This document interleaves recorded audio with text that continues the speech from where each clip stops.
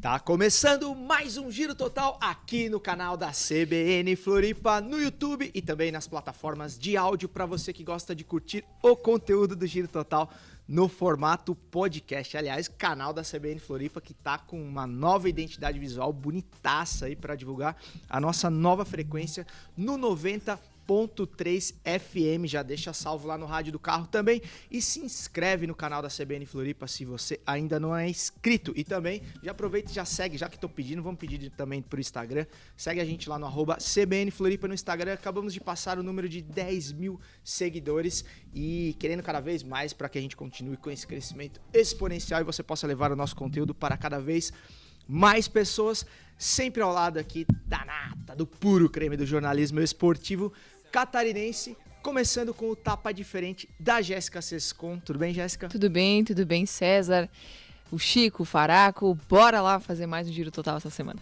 Bora fazer mais um Giro Total. Chico Lins, tudo bem, meu querido? Grande César, um abraço pro amigo, um abraço pra Faraco, pra Jéssica, pra todos. Bora lá fazer um... Ó, bombando. Bora lá performar como bons portadores da bola. E portadores da bola. Isso aí. Rodrigo Faraco, tudo bem, meu querido? Olá, tudo bem? Jéssica, Chico, César, estamos aí. Estamos aí. Empolgadaço. Bora lá, empolgadaço para mais um Giro Total. Vamos dar um tapa então, Faraco, pra gente chamar nossa vinheta e nosso conteúdo. Roda a vinheta.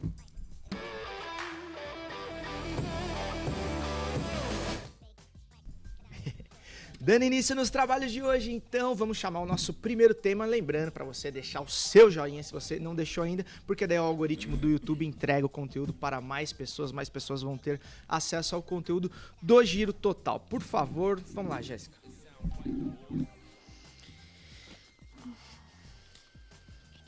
Bora. Lá. Chico, me ame menos. Fecha a casinha. Um Avaí mais competitivo e que tome menos gols passa necessariamente por uma mudança no esquema de jogo do Barroca? Alguém ouviu o debate diário de hoje? É, sempre ligado. Fecha a casinha ou não fecha, o Faraco? Fecha a casinha, pressupõe uma retranca. Eu não acho que é o caminho. Mas o Avaí tem que ocupar mais os espaços do seu campo de defesa, o Avaí tem que conceder menos espaços ao seu adversário, o Avaí tem que se preocupar mais em tomar menos gols. O foco do Avaí hoje tem que ser tomar menos gols. Não tem nada de feio em ter uma preocupação defensiva acentuada, ainda mais para um time que vai lutar para não cair o campeonato inteiro, que é a luta do Avaí. Não se iludam, o campeonato inteiro para ficar pelo menos na 16ª colocação ao final do campeonato, permanecer na Série A do Campeonato Brasileiro. Então, o torcedor pode estar apaixonado por algum momento especial desse primeiro turno, em que o Avaí teve um jogo que ele deu dificuldades ao Palmeiras, outro jogo que ele deu dificuldades ao Flamengo, mas a realidade do Avaí é marcar mais e tentar tomar menos gols, porque sendo a defesa mais vazada ou a segunda defesa mais vazada, o Avaí dificilmente permanece na Série A do Campeonato Brasileiro. Então, não é questão de fechar a casinha, mas uma preocupação defensiva acentuada nesse momento é muito recomendável para o senhor Eduardo Barroca. Jéssica, é uma forma também de preservação até do próprio trabalho do Barroca, né? Porque se ele Sim. continua não somando pontos, a coisa fica impossível de Eu acho lidar, que a coragem do jogo do Avaí, que é imposta pelo Barroca, ela tem que ser valorizada. Era algo que a gente elogiava até alguns jogos atrás. E eu continuo com essa ideia de que o jogo corajoso do Avaí foi o que possibilitou ao Avaí equilibrar partidas contra um Palmeiras, contra um Flamengo, embora tenha perdido pro Flamengo. São Paulo, enfim, jogado muito melhor que o Fortaleza, por exemplo, né? E essa coragem, ela não está tanto na exposição ofensiva, mas na intensidade da marcação, que acontece no setor do campo um pouquinho mais avançado do que um time mais recuado faria, né? Então, os times são surpreendidos quando vem na ressacada e tem um Avaí que está marcando em cima do volante do adversário, não deixando esse volante girar para armar o jogo. Eu acho que isso deu certo, só que o Avaí não consegue fazer isso nem durante o jogo inteiro, e e abre mão de fazer isso em alguns jogos, como foi no jogo contra o Atlético Goianiense, contra o América agora. Em alguns jogos o Avaí pensa, não, vou ficar com a minha postura mais reativa, e essa postura reativa o Avaí confunde com a permissiva, que é permitir esse adversário avançar. E construir jogo na intermediária do Avaí. Isso o Avaí não deveria permitir. E essa intensidade na marcação, que é o grande segredo desse jogo do Barroca, tem que acontecer um pouquinho antes. Né?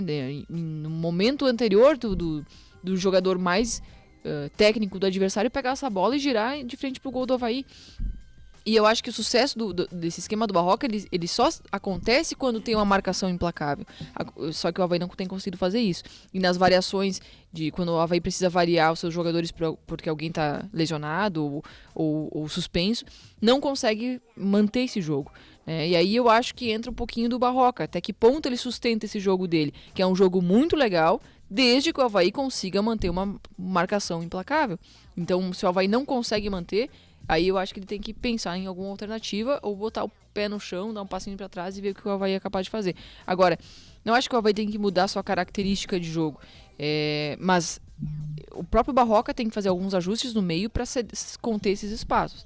E eu acho que passa muito por ter os seus volantes alinhados. E me parece que é algo que o Barroca tem aversão, porque ele cada vez mais deixa o time mais aberto por ali. Espaçado ali, né? Ô Chico, e o interessante é que o time do Barroca geralmente, quando começa a propor o jogo, consegue abrir os placares dos jogos, né? E aí, quem sabe, uma mescla nos esquemas, né? Seria o ideal, o híbrido ali, né? E ele abre o placar e depois, né? O Barroca, quando esteve no debate diário, ele falou exatamente isso. Olha, não, porque meu time vai ser híbrido.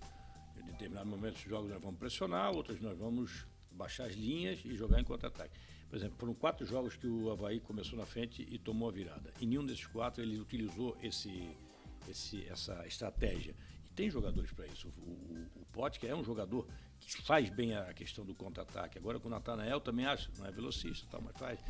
O que eu acho que está errado no Avaí, e a gente elogiou a coragem do Barroca, ok, o estilo competitivo, a intensidade, é que essa trocação não está dando certo, cara. Não está dando trocação, certo. Uma boa. É uma trocação que eu só estou tomando porrada, não é uma trocação legal. Uhum. O time, o Avaí, na pior campanha em 2019, ele sofreu 25 gols no primeiro turno. Nesse campeonato, agora, no atual, ele sofreu 30 e no primeiro jogo do retorno sofreu mais 3. 33 e aí está junto com o Juventude no... Então, quer dizer, essa trocação não está dando certo. Ah, legal, vou jogar igual para o Flamengo, 2-1. Vou jogar igual para o Palmeiras, tal, no máximo um empate. Tal. E isso não vai resolver os problemas do Avaí. Então eu acho que precisa passar por um ajuste. Também não concordo com o Jéssica e com o Rodrigo, não é fechar casinha, não é jogar atrás, até porque o Barroca não é esse técnico. Se é para jogar assim, chama o Claudinei de volta, chama os jogadores que tem, os treinadores, o Louser, que tem mais essa característica. Mas precisa ter um ajuste. Como é que vai ser o ajuste? A questão o Faraco falava hoje no debate. Não dá para você marcar linha alta e o meio de campo está distante e a defesa está mais distante ainda. São 3 blocos super afastados. Aí os espaços aparecem e aí os outros times estão se aproveitando. Porque jogar de igual para igual com o Flamengo, tu vai tomar porrada. E jogar dessa maneira contra times organizados, em determinado momento, o outro time vai se dar bem. Porque o Avaí cansa, tem cansado, e não é questão de preparação física, é questão de posicionamento perfil mesmo, de jogador também. Né? E no segundo tempo o Avaí está entregando jogos. Entregando, que eu falo, fisicamente ele não aguenta. E aí tem que correr atrás, aí coloca 4 atacantes, que é outra coisa que não deu certo em nenhum jogo do Avaí. Embora nos últimos 2 jogos ele não tenha feito muito isso. O Robinho tem entrado. Robinho não. Vitinho tem entrado um pouquinho mais por trás. Então, precisa haver um ajuste. Dessa maneira, aí vai acontecer uma coisa que o Barroca não gosta. Vai ter que saber sofrer. E vai sofrer muito. Porque não tem conta que feche você fazendo 21 gols, né? E sofrendo 33. A conta não vai fechar. Em relação aos pontos, principalmente, a gente vê isso na tabela do campeonato. Outra coisa para fechar o Avaí também, dando um exemplo, não estou comparando, tá? Mas de outro treinador mais propositivo, por exemplo, o Fernando Diniz, os times dele geralmente tomam muitos gols, mas também fazem muitos gols, né? E o Avaí não faz muitos gols também, né? Não tem um ataque tão poderoso assim para poder se expor tanto. É que eu não acho que o Avaí propõe o jogo. Eu acho que o Avaí força o erro do adversário para daí coisa de marcar Construir saída seu de bola jogo. e tal. Eu acho que é um jogo de pressão pós-perda, digamos assim. É um O Avaí- reativo no ataque. O Avaí, reativo no ataque. não é um jogo que o Avaí tem a posse da bola e aí constrói seu ataque. Eu não vejo assim. Eu acho que não é errado a ideia de jogo. É uma questão de posicionamento, de saber. Tem 3 volantes ali que são os caras que vão marcar. Eles têm condições de fazer isso o jogo inteiro? Né? Ou pelo menos uma característica de jogo com uma linha de zaga que também pensasse dessa maneira, compactasse o time. Enfim, é um contexto inteiro, é um grupo de fatores, não é só uma coisa, sabe? E tem a questão desses caras mais técnicos também. O Jean-Pierre, que tem aquela coisa, pô, o time, pelo menos as 2 vezes que ele entrou como titular, coincidentemente foi fora de casa e o time tomou 3 gols no jogo e 4 gols no outro, né? Não tô querendo responsabilizá-lo, né? Mas também passa por isso, né? E tem a nova contratação, que é o Guerreiro, que também não me parece ser esse cara que vai ajudar tanto na recomposição com o time sem a bola. Não, sobre a questão do Guerreiro, o Bissoli faz bem essa pressão. Até nós estamos falando que o problema não é a pressão que faz Bissoli, Potker e Natanael. E sim compactar esse time com a segunda linha mais próxima e a defesa jogar no. Se a proposta é marcar alto, a defesa tem que marcar na linha do meio de campo. O Arthur é um cara rápido. Ou não precisa marcar tão alto assim também, né? Não, mas para diminuir o espaço, o goleiro também jogar mais adiantado. Pois é, parece que agora é proibido marcar com a base do time no campo de defesa. Tem que ser lá na frente. Uhum. Por quê? Pode ter intensidade defensiva marcando no seu campo. Sim, fechando os espaços. Fechando os E espaços. também não precisa ser todo mundo da linha da grande área para trás. O ônibus na frente da área. Exatamente. Não, é o time bem distribuído em campo. Mas é isso que Que era o que deveria ter acontecido contra o América e o Avaí não conseguiu executar, né? Mas é isso que o Barroca prometeu e não entregou, esse time híbrido. Desculpa, o Barroca ele tem um samba de uma nota só. O time do Barroca defende mal. Defende mal, é isso? Jogando na defesa ou jogando marcando na frente. Defende mal. E olhando os perfis de Twitter, enfim, de torcedores havaianos. Defende mal na bola parada. Também. Bola parada é uma grande deficiência do time. Tanto é que ele já tentou, o último jogo tava quase marcação individual total. Esse jogo contra o América. Ele já tentou uma mista. Que é muito assim, olha, é com vocês, tá? Sim. Marcação individual. Cada um pega o seu. Não fui a Jéssica que errou. Uhum. Marcação individual é mais fácil. Se é misto ou zona, aí tu tem uma coisa mais coletiva. Tava mais individual do que mista. A marcação do escanteio. Tomou muitos gols. Não só de bola parada, como de bola cruzada. Nesse jogo contra o América, 2 bolas passaram ali pela área. E a bola foi sempre no segundo acontecendo pau. isso, igual eu tava falando. Cara, sempre a bola tá pererecando ali, perigosamente na área do Avaí. Pô, uma hora vai sair o gol. O gol não tem do jeito, escanteio do Atlético é igual ao gol do escanteio do Cuiabá. Sim. E outra coisa, É que falta muito uma liderança de marcação no Avaí. Que é só o Bruno Silva. Só o Bruno O Silva. Ranieri não é essa liderança de marcação. O Arthur não é essa Bressan liderança de também. marcação. O Bressan muito menos. E nós estamos falando de uma questão mais Mas não coletiva. falavam que o Bressan era um líder de vestiário e Só tal? no vestiário. Né? Mais Em uma campo, questão Em campo motivacional nunca do que- foi. A E questão- também não é líder técnico. Eu acho Longe que disso. o problema é coletivo, mas também passa por atuações individuais. Eu acho que, por exemplo, os 2 laterais caíram. O Kevin estava jogando uma Mas por que regularidade o alta. Kevin foi muito mal no último jogo, mas ele ficava no mano a mano porque não tinha a cobertura do Eduardo. O Eduardo se lançava ofensivamente, não tinha. O Ranieri não cobria o espaço dele e o Jean-Pierre muito menos. Que ele tava pro lado direito, o Eduardo, no último E jogo. o Potker não é tão bom na recomposição. Não, o Potter ficou comprometido também com a recomposição, por isso que no ataque ele não conseguiu contribuir tanto. Do lado esquerdo, o Natanael foi nulo no jogo. Depois do gol que o Avaí fez, o Natanael não contribuiu mais defensivamente. E ele Por isso fez foi um sacado. ótimo jogo contra o Flamengo, né? E esse ótimo jeito de jogar, o Avaí não tem como priorizar o ponta sem marcar. E uma coisa Por que exemplo. o Avaí teve o Barroca teve durante quase todo o primeiro turno, semanas cheias para treinar, não, né? Semanas aquisitivas para você Tá testar. tendo agora. Tá tendo mais uma agora e o rival do... Não, vai ter 4 semanas seguidas. E o rival Já teve a primeira e tem mais do Avaí 3. vai jogar hoje à noite, nós estamos gravando o programa na terça-feira, contra o Flamengo, e vai, quer dizer, tem tudo, o Avaí tem todas as condições, claro, o elenco é limitado, todo mundo sabe disso, mas para testar novas alternativas, porque essa não está dando certo. O Avaí passou o primeiro turno todo fora, legal, cara. Mas, pô, o retrovisor tá cada vez chegando mais Mas eu vou mais insistir na carro. ideia. O Avaí não vai ser, desde o início o Avaí não seria e não vai ser o time que vai tomar 3 gols e vai fazer 4. Não. Se for nesse caminho, o Avaí vai cair. Porque ele precisa, primeiro, tomar menos gols. Perfeito. Perfeito, é isso aí. Tomar menos gol, gente. 1-0 é vitória. 1-0 são 3 pontos. E no caso do próximo adversário do Avaí, o Corinthians, na ressacada às 19 horas no sabadão, aquela coisa do competir contra um time da prateleira de cima já não vai ser mais suficiente. O Avaí precisa fazer pontos além de jogar bem. Jogo de sábado tem que ganhar. Tem que ganhar, né? Tem que ganhar, ele chegou no limite. Ele tá 3 derrotas seguidas, 3 jogos seguidos perdendo. Todo mundo encostou, todo mundo chegou. Agora ele tem que ganhar. E você pode comentar aí, torcedor havaiano, se você acha que o Avaí deve fechar a casinha, mudar o esquema de jogo, fazer um esquema híbrido, ou continuar mais propositivo, ou enfim, marcando saída de bola, como queiram. Fala aí o que você acha que o Avaí deve fazer para tentar sair dessa situação e se afastar da zona de rebaixamento com a qual flerta perigosamente. O Avaí, só para ter alguns dados aqui, foram 4 jogos que o Avaí não sofreu gol, né? Contra o América Mineiro, contra o Internacional lá, Contra o América no turno, né? Com a América no turno, aqui na ressacada.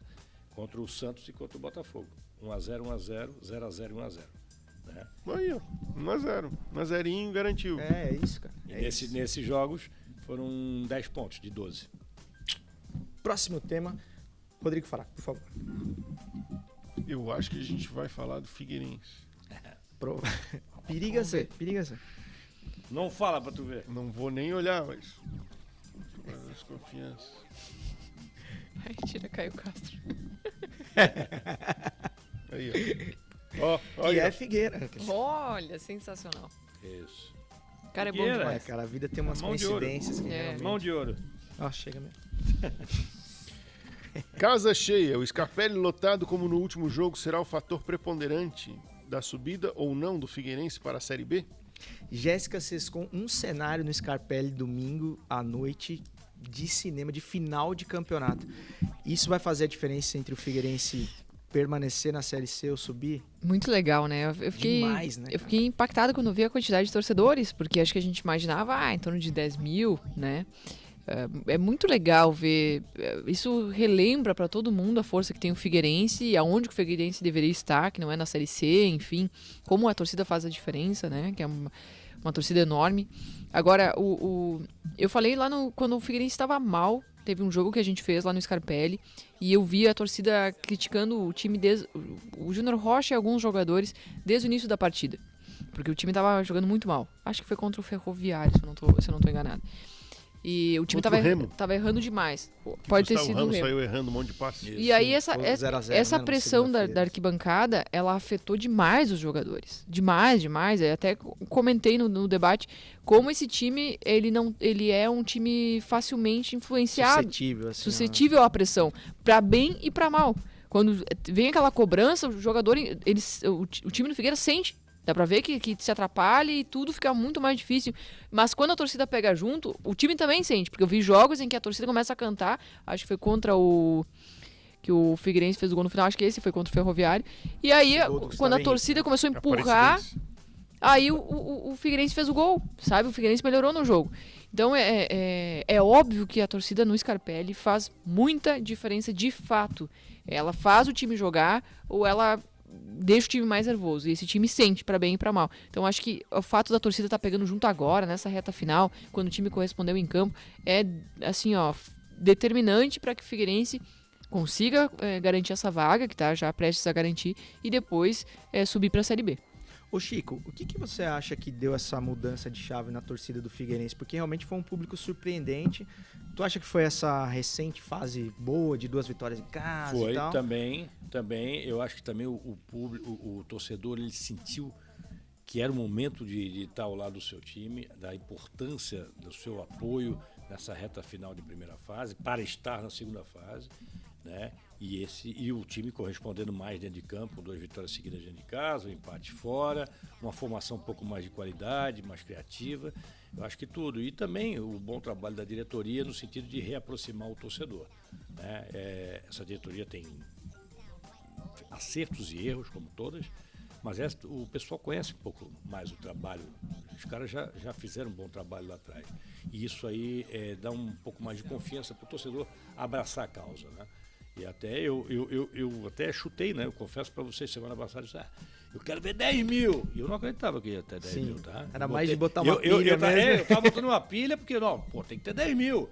Mas eu achava que uns 8. foi 16, cara. 15 Não, mil, fantástico, tipo, fantástico. E eu cheguei cedo no Scarpelli até né, E foi tu que comentou, né, Chico, que a torcida apoiou o tempo todo, o né? tempo todo. Sim. É, E isso é muito o legal. Figueirense estava bem no jogo, saiu perdendo. Virou o jogo, a torcida, e depois tomou um empate, que era em outros momentos o Sim. torcedor iria vaiar, o time ia cair emocionalmente, e não houve disso. Houve uma sinergia muito legal do torcedor com o seu time. E isso que a gente, o Rodrigo falou até no debate, né, se a torcida comprar a ideia do Figueirense, e eu já não estou falando nem nesse último jogo em casa contra o ABC, que tomara que já esteja classificado, mas nos 3 jogos da segunda fase, faz aí um bom aproveitamento dentro de casa, busca 1 ou 2 pontinhos fora de casa, meu amigo, é Série B. E aí é outro patamar, diria Bruno Henrique. O Figueirense passou por momentos muito difíceis, delicados, um bando de, não vou dizer de quê, passou pelo clube, quase acabou com o clube.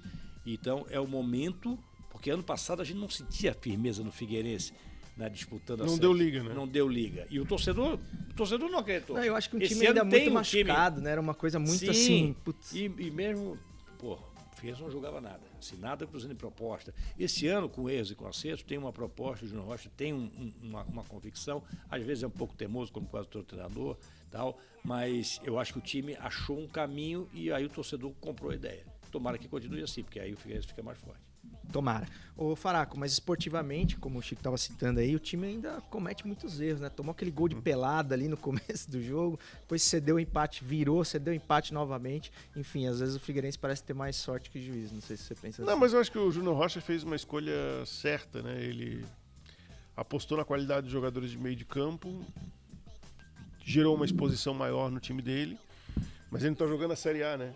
Na Série A a exposição ela é mortal. Você vai jogar contra os times que têm mais qualidade. Se você der espaço, você vai perder. Uhum. E na Série C não é assim. Então ele Permite ter uma margem. ele escolheu ter essa prioridade de qualidade do meio para frente.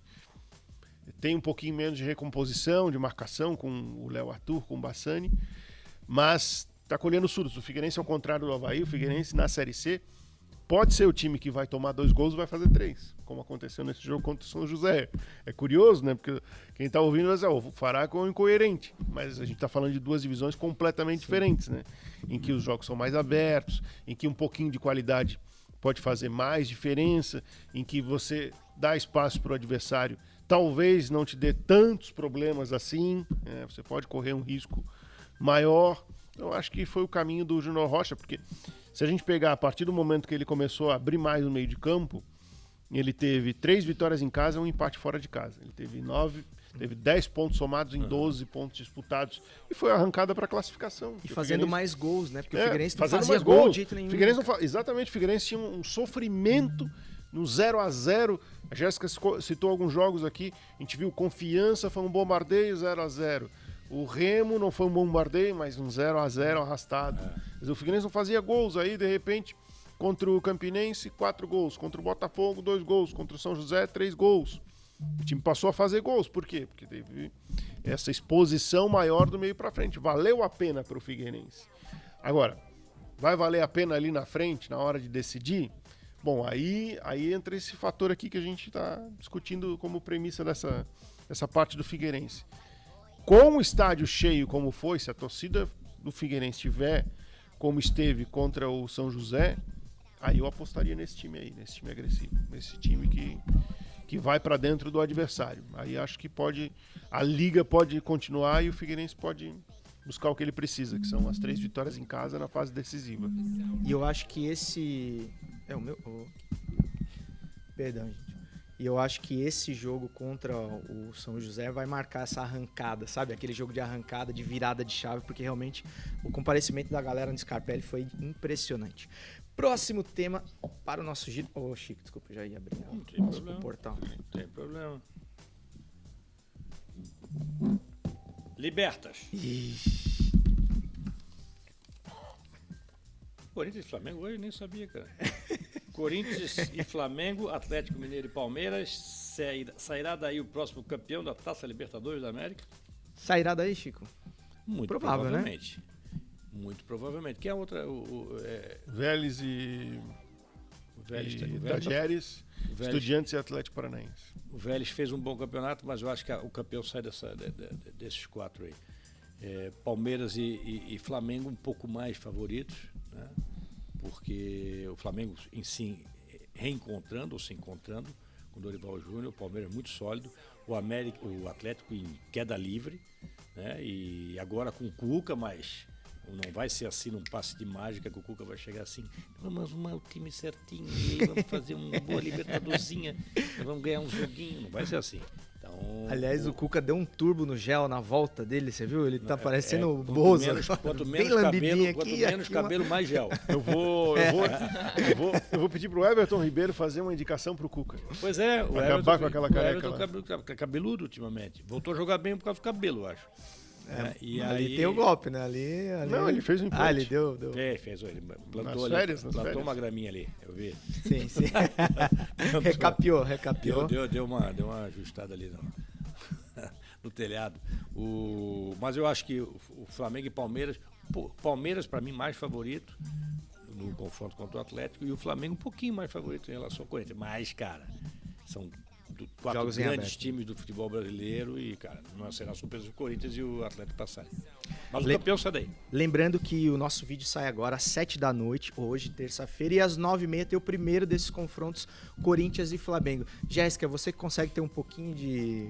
Como se diz? Não, Neutralidade. eu vou te falar, ô César, que eu tô vendo esse ano pra mim muito de sangue doce. Tá sendo maravilhoso. Eu não me incomodo vendo o Brasileirão. Né, assisto qualquer jogo do Brasileirão. Se incomoda sim. Tranquilo. Não, Brasileirão Série A. Ah, eu tô falando justamente porque o Grêmio não tá em nenhuma competição. Então eu tô vendo tudo de sangue doce. Tô só apreciando Comentarista tudo de que fato, tá acontecendo, né? Totalmente... sem me incomodar. Eu me incomodo só uma vez a cada 10 dias, que são os jogos da Série B. Então tá num patamar legal aí pra manter minha sanidade mental em dia. Então hoje eu vou ver esse Corinthians e Flamengo muito camarote. tranquila. Vendo lá, abrindo uma água, com uma água saborizada. E aí, pra aproveitar. Agora, dizem, né? Deixa a dica. Piada interna. Ai, meu Deus, tá. Enfim, e aí... Depois eu te conto essa história. Essa eu não Jéssica consigo e rir Rodrigo ainda. já não, Rodrigo, eu tô rindo. Tô sabendo. Tô rindo pouco. Tô aqui só pra acompanhar. Tá bom, eu vou abrir um refri e aí vou assistir Corinthians e Flamengo. E vai ser muito legal poder ver esse jogo. Acho que é o jogo de um embate muito bacana de duas ideias bem distintas. De um Corinthians que é muito estratégico na hora de jogar e que deve ter se preparado muito para tentar neutralizar o Flamengo vindo com tanto poderio ofensivo. Então é uma partida muito legal, mas eu acho que vai dar Flamengo, tá? Desse combate aí. Mas vai ser mais uma partida legal pra gente assistir. E eu acho que também a final tende a ser Flamengo com Palmeiras. Acho que vai por aí. Repetindo aí a final da última Libertadores. Rodrigo Faraco, eu assistindo programas do Eixo falando sobre esse grande clássico, né, Corinthians e Flamengo, a pergunta que se fazia é se é o maior Corinthians e Flamengo da história no sentido de importância, assim, quartas de final de Libertadores. Corinthians e Flamengo não protagonizaram grandes decisões ao longo da história, assim, né? Se você pegar, não são grandes. Eu acho que é uma pergunta que ela não cabe, porque Corinthians e Flamengo nunca fizeram decisão, sempre eliminatória, e acho que o maior de todos até agora foi de Libertadores, pela importância da Libertadores. Sim. E aí tinha Ronaldo de um lado e Adriano do outro, em 2010. Foi um confronto super equilibrado, o Corinthians era o melhor time da fase de classificação e o Flamengo entrou como 8º, ou 16º, né? 16º na fase de classificação. A pior campanha.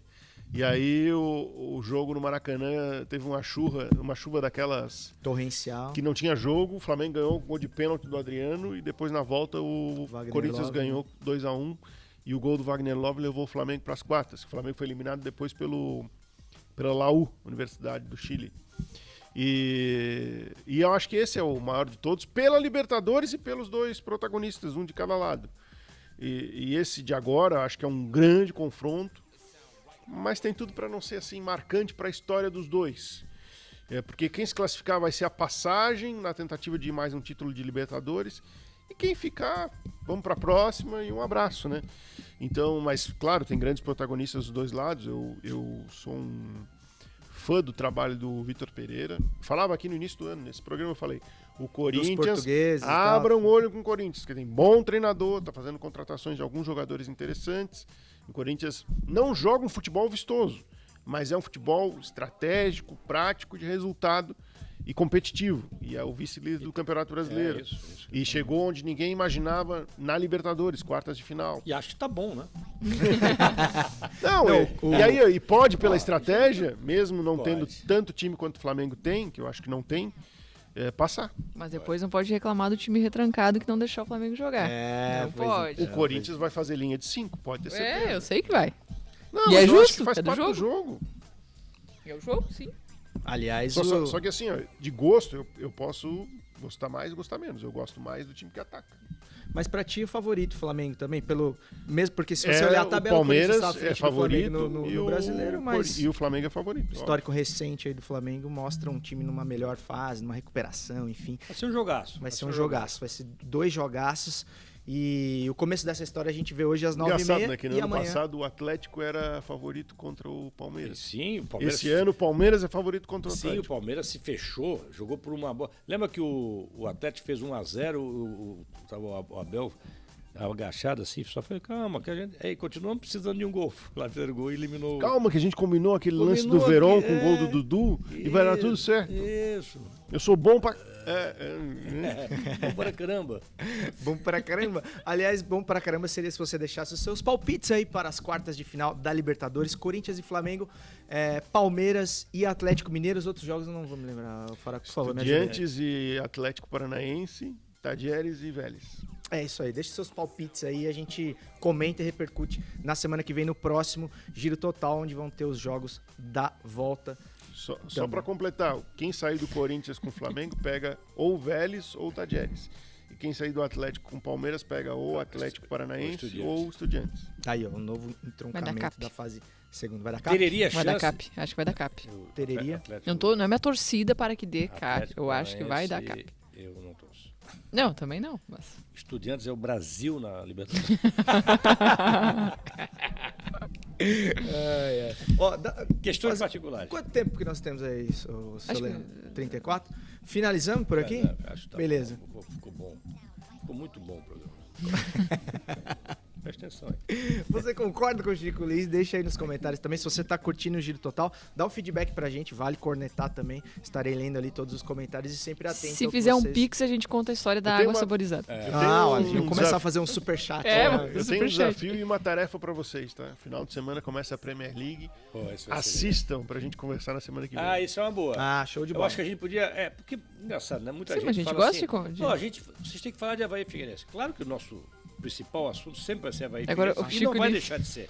Mas, pô, Premier League, gente.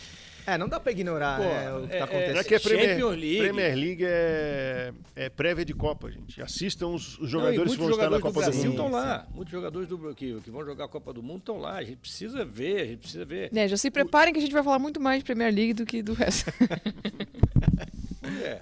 Não, mais do que o resto, não, mas vamos Quero dar uma saber se o balançada. Arsenal chegou de verdade, porque no preparatório é só goleada, pô. O Arsenal meteu goleada em cima de Meteu o goleada. Sevilha, né? 6-0, a última, né? Isso, Dois no gols Sevilha, também. hein? É, o Ah. Sevilha que é um bom time, cara. Tudo bem que o zagueiro alto foi pro Barcelona, mas é o Sevilha. Atenção, pessoal, o Rodrigo Faracos está duvidando do zagueiro Koundé, que foi do Sevilha para o Real Madrid, porque ele tem 1,78, tá? Aguardem. Aguardem. O Pujol tinha 1,78, tá? Impulsão.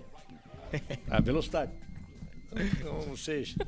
Só falei que ele era alto, porque realmente um zagueiro de 1,78 por, E ele vai, por 100 milhões e de o Faracos euros não sabe. é curioso. O Faracos não sabe que ele vai jogar mais de lateral direito ou do terceiro zagueiro. Então não é zagueiro, lateral.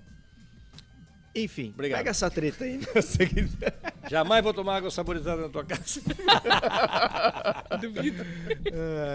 O Giro Total de hoje fica por aqui. Espero que vocês tenham gostado tanto quanto a gente. Semana que vem tem mais. Tamo junto e segue o jogo.